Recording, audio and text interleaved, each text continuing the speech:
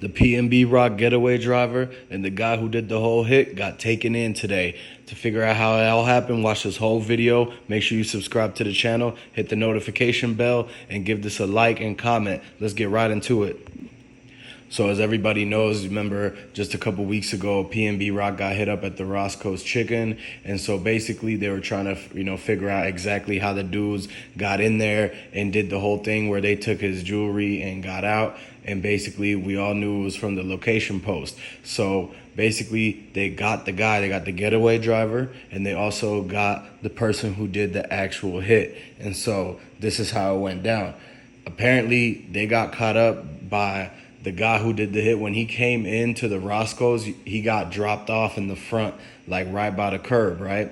And so once he actually walked up the curb onto the sidewalk, he passed by a couple people and he actually opened the door handle with no gloves on. He left his print and smeared it. His hands were even sweaty. And because his hands were sweaty, when he touched the door handle, he left his prints all over it. And the next thing you know, he walks in, sees PNBrock, and that's when the situation turns into a whole nother thing. Then, once he's walking out, he pulls the door handle again, but this time with his left hand. So when they came in and the whole agents and everything swabbed the door handles, and they swabbed the inside and they swabbed the outside, they actually were able to figure out exactly who that person was because he already was in the system.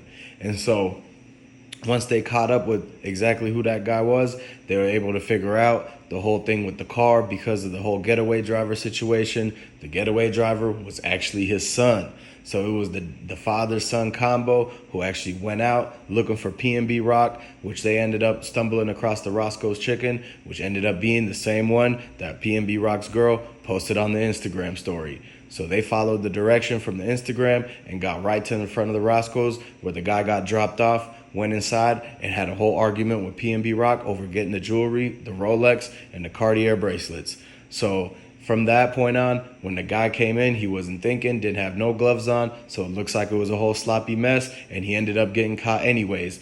At first, people didn't think that they was going to get caught up because the neighborhood they were in was very crazy, and people always get away with things out there, so that was like a bad idea to even go into that restaurant from the first place.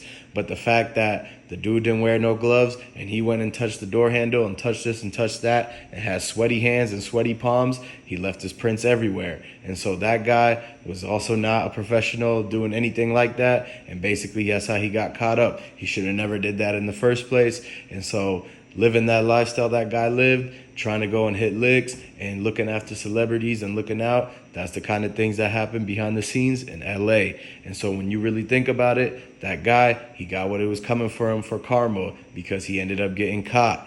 And tragically, you still can't change the fact that PNBrock still passed. And so now that you look at it, it's a learning lesson maybe for you and that guy's girl and PNBrock's girlfriend to not post your whereabouts location like that publicly to every single person. And so one thing you got to understand is that lifestyle that guy was living, doing all that robbing, it led up to him not even being smart enough to cover up with gloves. And so what you got to understand is that that path of life is not worth it, because look what he's doing. Now he's facing up to 25 to life behind the bars. So don't be like that guy and face 25 to life behind the bars. Instead, go get you some money and keep your lifestyle more private.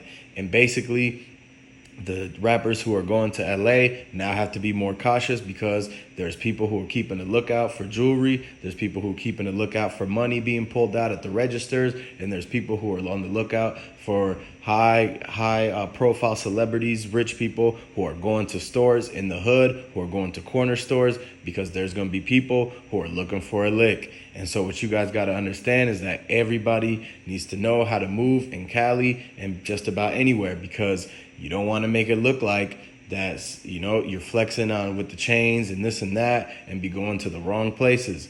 Some places you should be in a suit. Some places you can wear your chains at the photo shoot, at the music video.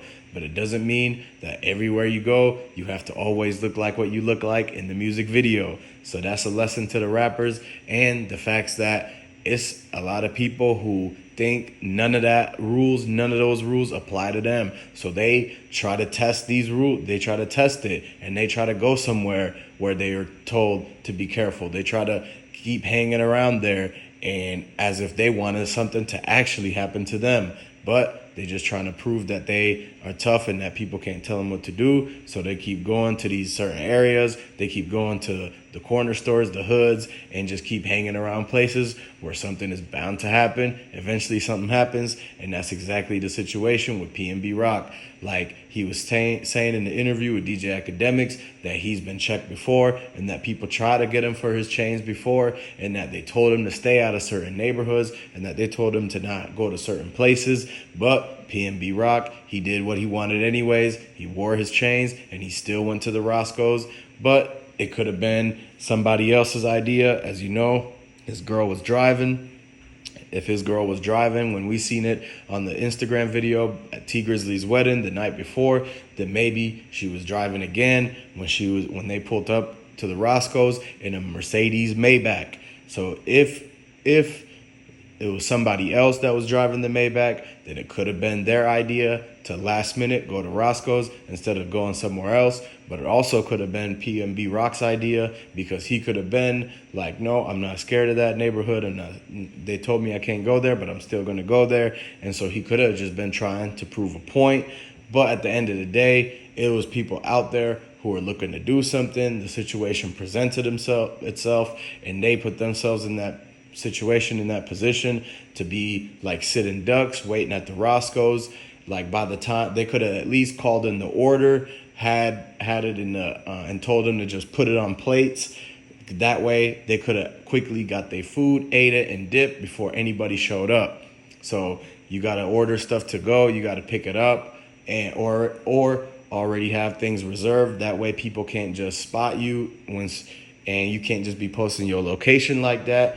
And, you know, a lot of times, too, people be getting jealous. You see somebody out with chains, with the diamonds. If they got it and you don't got it, the people who don't got it are going to be jealous because of the fact that they probably, you know, have just a couple bucks. And the guys with the chains and this and that, whether regardless of what they have, it looks like a certain type of way. And that's what causes the people who are jealous to kind of go after the people who got it, just because of the fact that it's in front of their face so much.